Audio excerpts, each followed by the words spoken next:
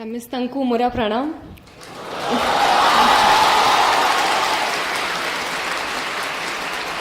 अपना माने कीमती अच्छांती समजते आजी मु अपना मनांका गहनारे उपस्थित थिबारु बहुत खुशी माने करू अच्छी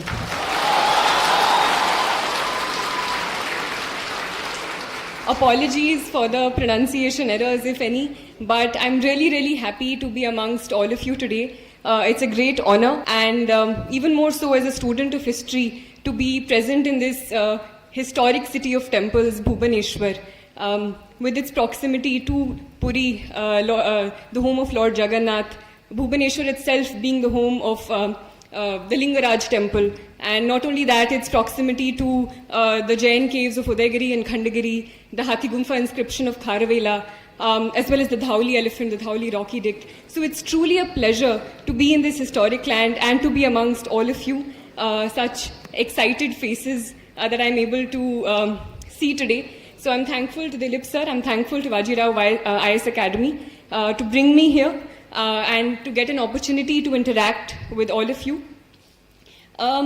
First of all, I'd like to say that all of you are really brave people who have taken on this examination. I've heard that some of you are already preparing for this examination associated with this institution. Some of you are planning to do so.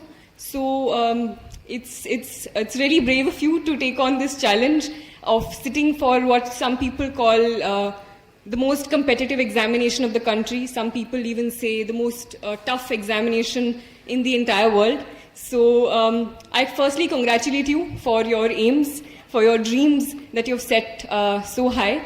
But at the same time, I'm not going to lie to all of you. I'm not going to paint only a rosy picture. I'll tell you that it's going to be a tough journey. It's not an easy path. There will be ups and downs. There'll be times when you feel like you don't want to study anymore. You feel even if you're studying, you're not getting what you desire. So those things will always be there, as they are in other aspects of life.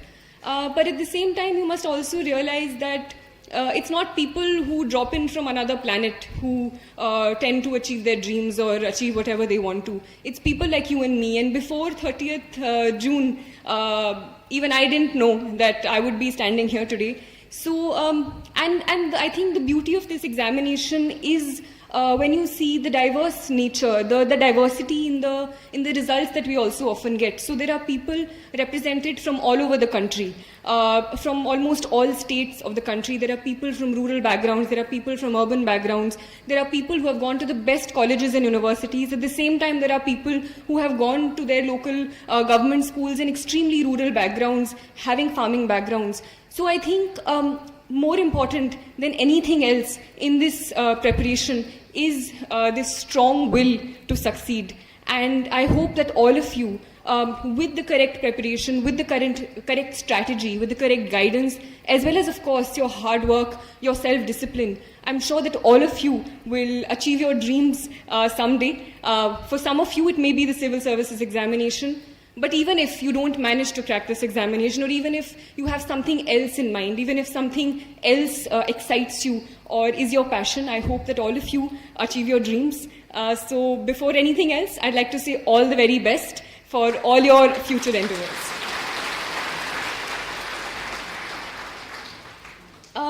And I'm no one to come and give you success mantras or tell you. I'm also at the very beginning of my journey, so I'm not going to tell you success mantras as to how to succeed in life. All I can do is tell you about my journey, and if that resonates with you, if you find things that you think may work out for you as well, because everyone has a different strategy, everyone has different priorities in life, everyone has different things that they want to achieve and different ways as to how to do it. So I can only tell you my journey, how I managed to deal with certain things, the problems that I faced, how I managed to overcome them.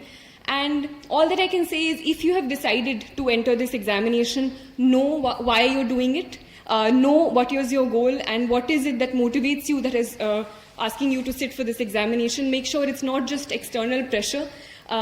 And if you have taken that journey, started that journey, it's possible that some of you may not succeed, but whatever the outcome is, you'll come out richer. You'll come out gaining a lot more knowledge, a lot more experience, and whatever comes at you, try to look at it as an experience that is going to teach you. And try to not get disheartened. It's easy to say that when you've sort of gained some sort of success, or when you're on the other side of it. But try to look at things with a positive outlook. Try to look at whatever positive that you can get out of it. So enough with this bhashan. I'll start with my as to how I started my preparation and what motivated me towards it. So firstly, I even during school, I did not always think that I'll become a civil servant. It was not something that was in my head. But I was always clear that I wanted to do something where I would be working with people, where I would be working on the ground. So even in school, starting from 6th, 7th, we had this option of choosing a club in school. So there used to be options like music or dance or debating. So those things also I sometimes participated in, but my main club that I chose was community service, where we used to stay back after school, teach children from the nearby government schools, even after that. So I think it was always something that I wanted to do, but it was only later when I saw examples around me of people who were bringing about a change in society that I thought that the civil services or the administrative services specifically would be a way in which I would be able to do that to the best of my ability. So, and there were, again, many examples in front of me who showed me that. So, while I had started reading, I saw examples of an IAS officer, MS Lakshmi Priya, in Assam in Bongaigaon, who through little initiatives that she had started, Project Sampurna in Assam, tackling the problem of malnutrition. Or Aki Ravi Krishna in Telangana, who had begun this process of Gudi Cheruvu initiative, in which he managed to raise the water table by about 6 meters. So these were things with slight changes, and with the right will, they were able to bring about a huge change to the people around them. So people like these motivated me, and I thought to myself that this is probably one platform where I can best serve my country in a way. So this was my idea. Towards the end of my graduation, latter half of my graduation, I decided that this is what I'm going to do. After my graduation, I started preparing for this examination. There were, again, as I said, many downs in this preparation as well. So 2 things that immediately come to my mind when I was asked is, so I gave my first attempt in 2020, which was last year. This was 2021, the attempt that I managed to succeed in. In that attempt, I cleared my preliminary examination. While I clearly remember that day also. It was around 11, 12 at night, quite late, and I was just going through my detailed application form to correct any minor errors that before submitting it finally. And I just realized that my medium for the mains examination, GS papers, the general studies papers, was Hindi. And I remember I kept staring at it for a really long time because I couldn't believe that it was Hindi. That, again, is an entirely different story, but we tried to go to UPSC many times and try to make that change again. There was some technical error due to which it had happened. I still don't know how it had happened. But the thing was that it had happened. There was nothing that could change it. And there were only two opportunities and 2 options available in front of me. Either I could forego my attempt and leave it and wait for the next mains and prepare for the next mains and next prelims, or I could do whatever I could in those 2 months and try to give the examination in Hindi. And I chose the latter. I think at that time, even for a second, I think it did not occur to me that I could somehow leave it. And I think I'm no one to preach, but I'd just like to say that anything that life gives you, I think it's always a good idea to take it for the positive. And it's often said that life is 20% what is given to you and 80% of what you make of it or what you see it as. So I probably saw it as another opportunity to learn Hindi better or learn my language better. So in those 2 months, so things like, it's easy to learn because I liked Hindi. Reading Hindi is my mother tongue, but learning it in a completely different way in terms of technical terms was a whole new challenge. So GDP became Sakal Gharelu Utpad. longitude and latitude became Akshansh, Deshantar, Ushna-Katibandhiye, temperate, tropical. It was another challenge altogether, but it was also exciting. So I think it's how you look at it as well. That was the first this thing, and it's likely that you will fail also, or how you define failure is also another matter. So I missed the interview call by 1 mark, but I think I learned. But even that missing, I took it as a challenge, because I was positive that if I can do it in Hindi and still miss it by 1 mark, if I do it in English, which I'm much more comfortable with, it's much more likely that I will succeed. So I took it as a motivating factor. So this was the first thing. The second time where I felt was a little downward curve in my preparation was this time's mains, where I was really sick, and I had high fever. There was a lot of fatigue. So there was a point in time, two days before my optional papers, 2 days I couldn't study at all. I couldn't even pick up a book.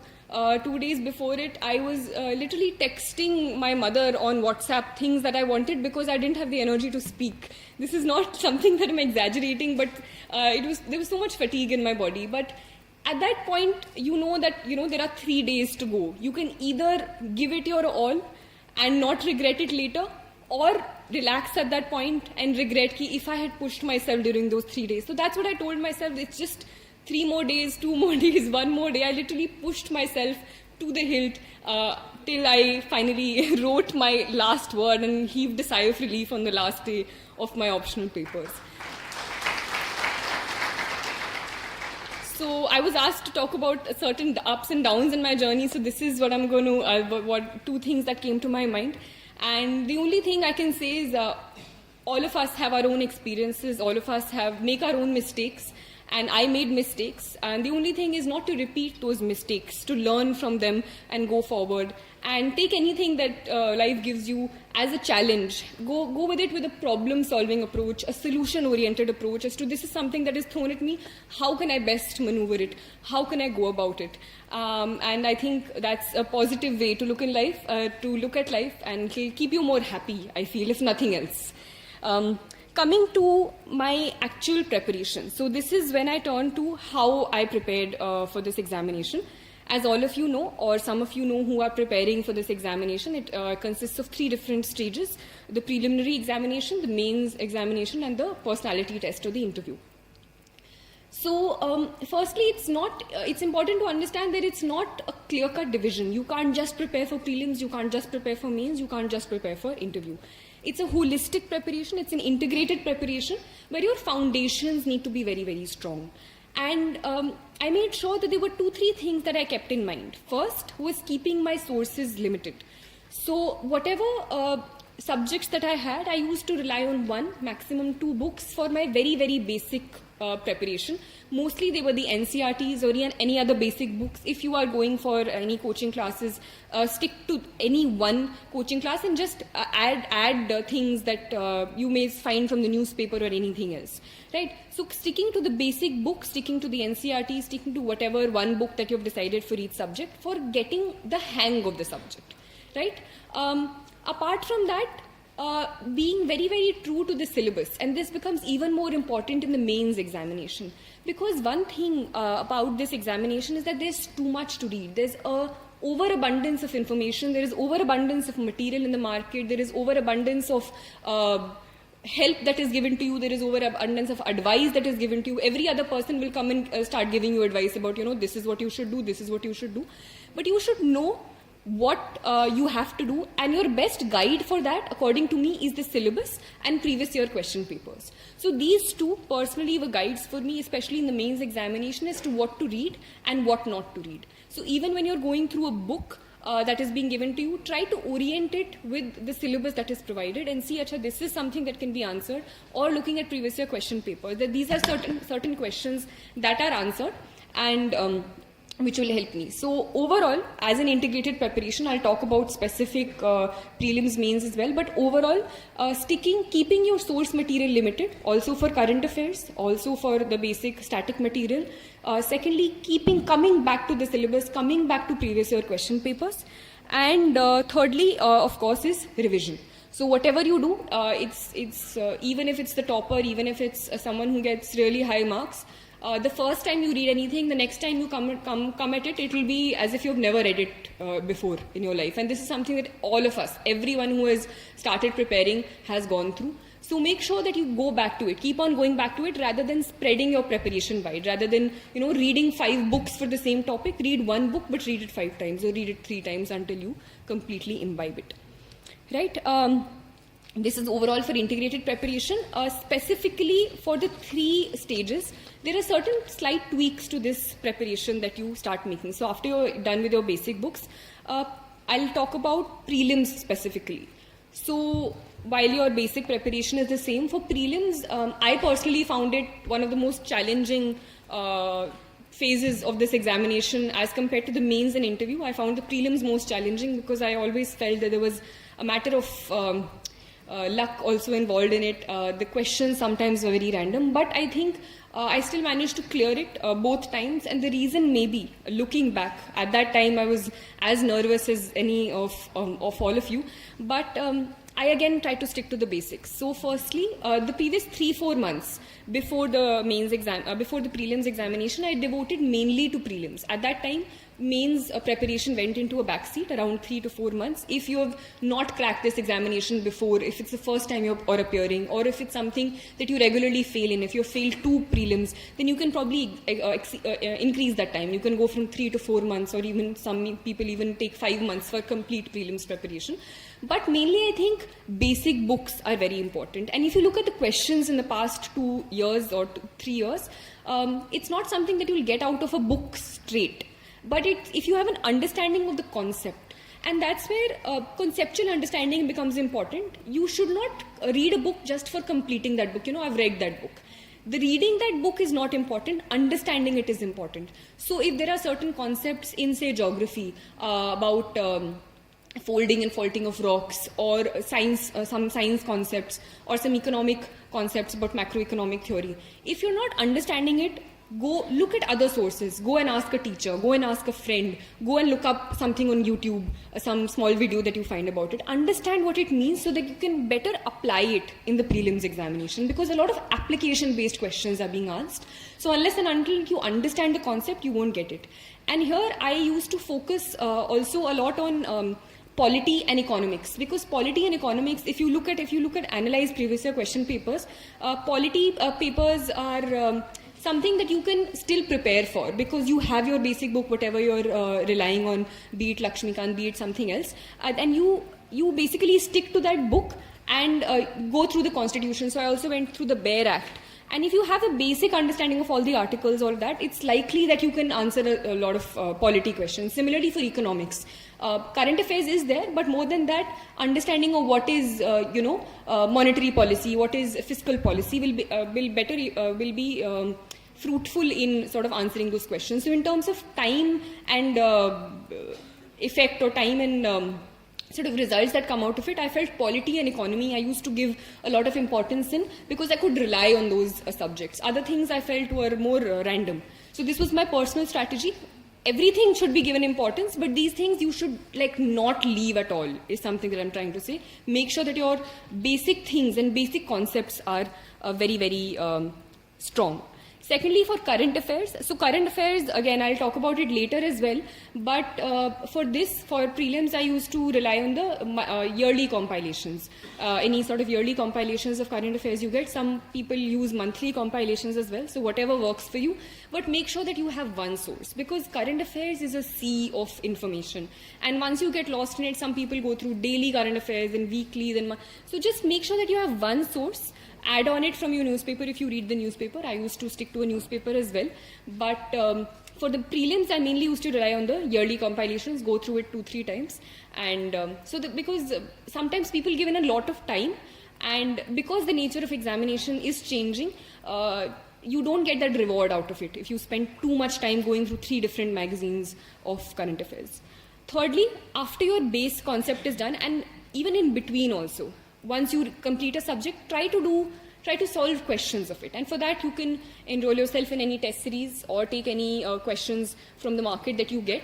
So a test series was one thing that used to help me in firstly completing the syllabus and understanding, this is something that if I used to complete economics, I used to go and solve a test of economics.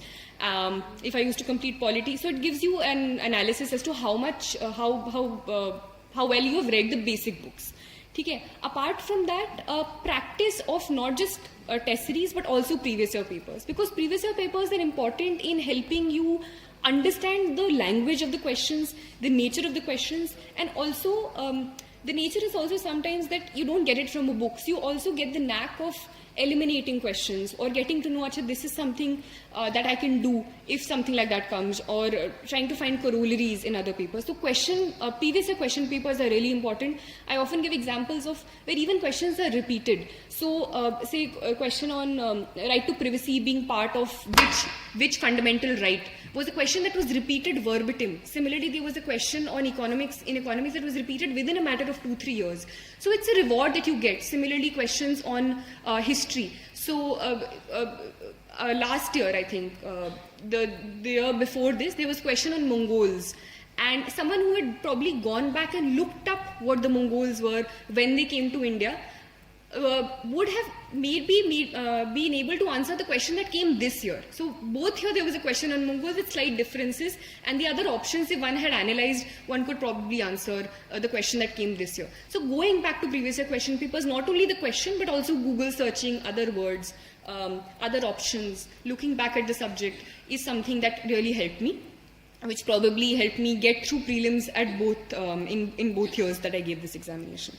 So basic books, current affairs, test series practice, at least 3-4 months pehle to I used to do a lot of test series in the last 3 months. Before that also you can beech mein do if you want.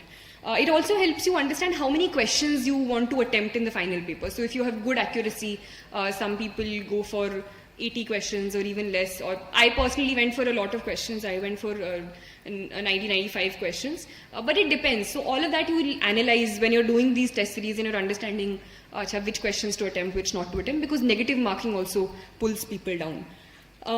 Apart from that, previous year question papers analysis, not only for practice, but I used to figure out things that I'll make notes of separately, which I couldn't find in any book. So in the previous year papers, if I'm finding a lot of questions on Buddhism and Jainism, and I'm not finding that specific content in a book, so I used to make 1 or 2 page notes based on Google search, based on going through a certain book, and revise them later. Similarly for maps, because maps is something that fetched you 5-6 questions sometimes. So going through maps, so I used to make a timetable before the prelims that every day for the last 2 months I used to devote say 15 minutes or half an hour to just the map questions, because you can't do all of them in one day.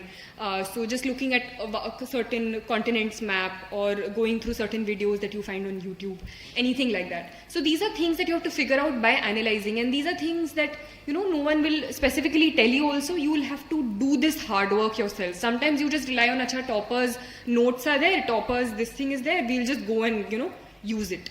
That process of going through it yourself is also important, even if you're taking toppers notes. So I used to take sometimes look at toppers answer copies or take toppers notes from certain sources, but making that your own as well, going through that, adding stuff on your own, regularly revising it until you make it your own is also important.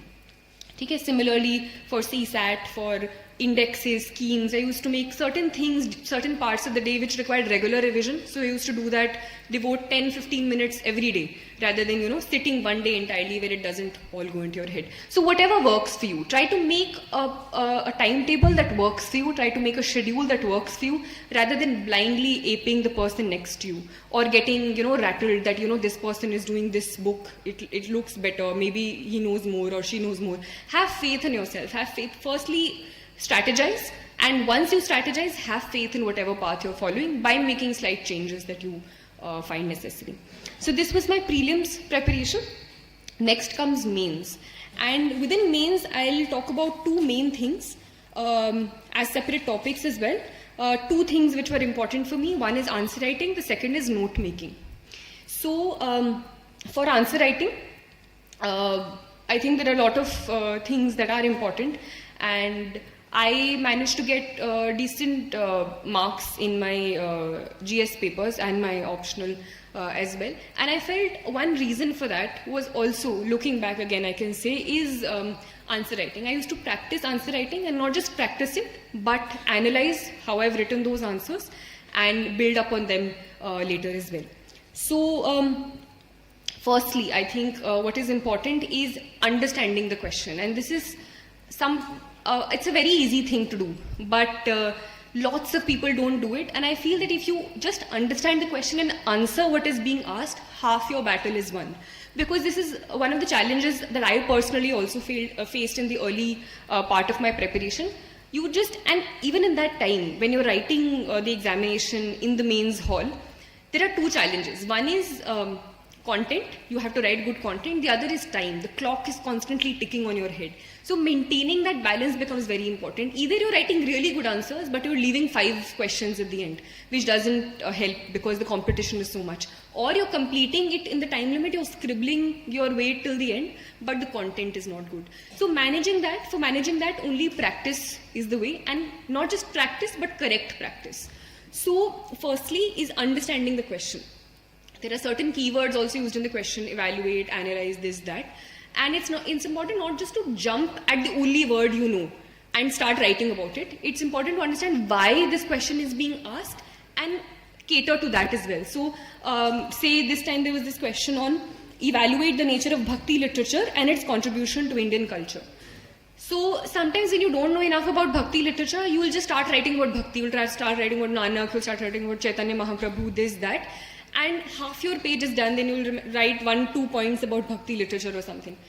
The important thing is, even if you don't know exactly what, how, say, Bhakti literature, what the nature is, its contribution is, try to orient your answer according to the demand of the question. So start writing about Bhakti literature only. Start writing about, so I think in this paper, in this question, what I did also, I made, so although it's not required, but for visual presentation, I made this map of India slightly on the corner, and I jotted it down, jotted the different Bhakti literature across the map, on the map itself. So say the Bishan Pad or Mirabai's this thing, everything, Lal Ded's this thing, Abhangs in Maharashtra and all that. So even at a glance you could just see what those things were about. Then the nature of Bhakti literature. So look at the keywords, and this is something that I used to do. I used to divide the question based on the questions and on the words that were used. So nature of Bhakti literature, what is the nature? So say devotional,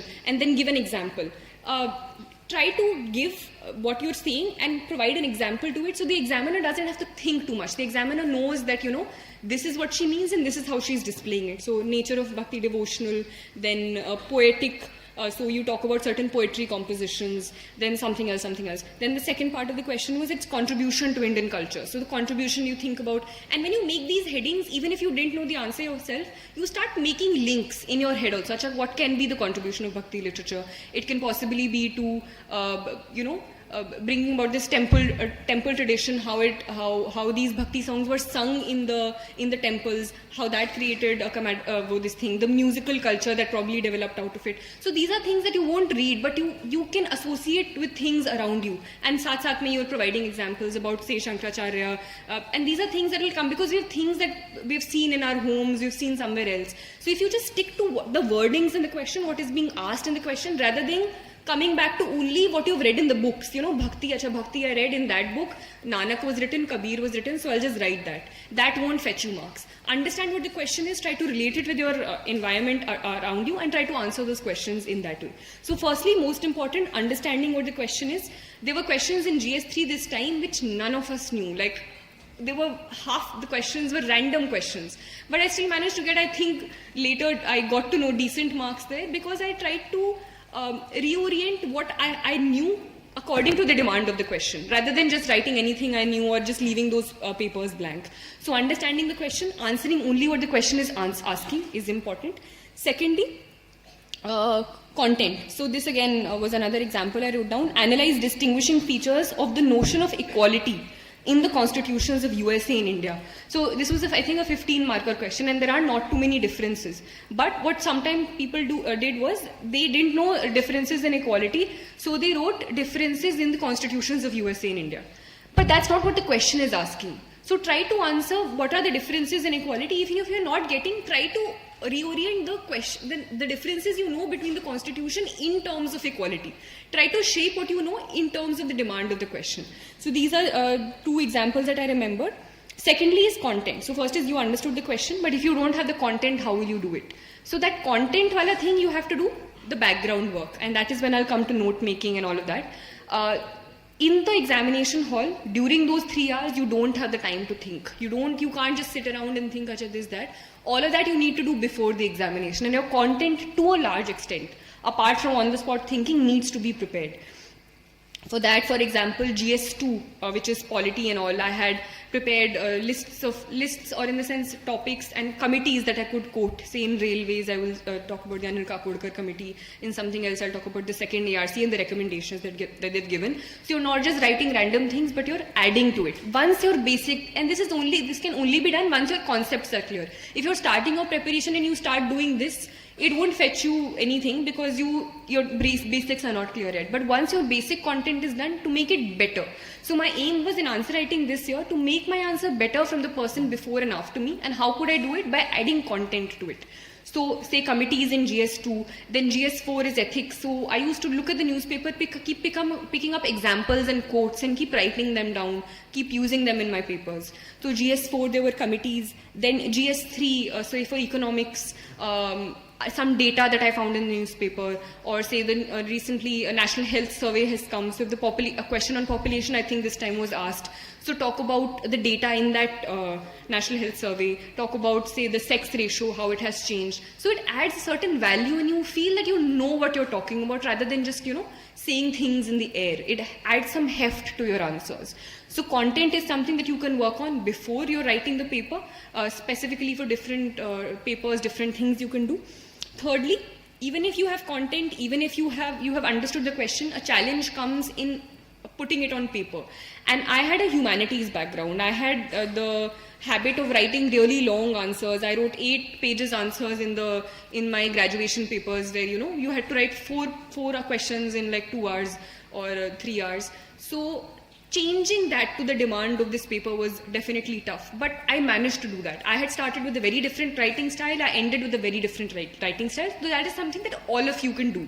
So I used to write in paragraphs. I used to write really long introductions, but I tried to press a lot of information later on in points. So before I was writing the paper, I used to think that, this is a problem, this is an issue that happened with me last time. I used to do this. So this time, I'll try to do at least this. I'll try to at least make the introduction only 2 lines or 3 lines. Or I'll try to introduce, if I could write only 3 points in my last paper because I was writing in paragraphs, I'll try to write at least 5 points this time. So these are things before I was writing, I used to tell myself and try to, implement it. So maybe you won't write 5, maybe you'll write 4, but next time maybe you'll make that jump to a 5. Next time you'll maybe make that jump to a 6. So these are things that you told yourself. In terms of structuring the answer, what I used to do was, I used to use subheadings. So things, like I said initially, evaluate the nature of Bhakti literature, contribution. So I used to write a short introduction about the Bhakti tradition and some quote or something in Sanskrit I wrote, I think, in the first introduction for this thing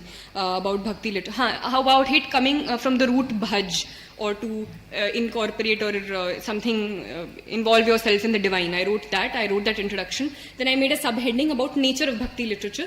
And I started writing from here. So nature of Bhakti literature I wrote here. Then the points I started writing, leaving a certain gap. So in terms of visual structuring, it becomes easy for the examiner to see and understand, even if your writing is not good. Some people have that problem. But if you have it clearly divided, so if right here you're writing the heading, then starting from here you start writing the points 1, 2 and 3. If you have an example, I used to write it further to this side and make a triangle. So I used to write example and make a triangle there. So when you're looking at a paper, the examiner could see, she has used 4 examples because there were 4 triangles that were drawn.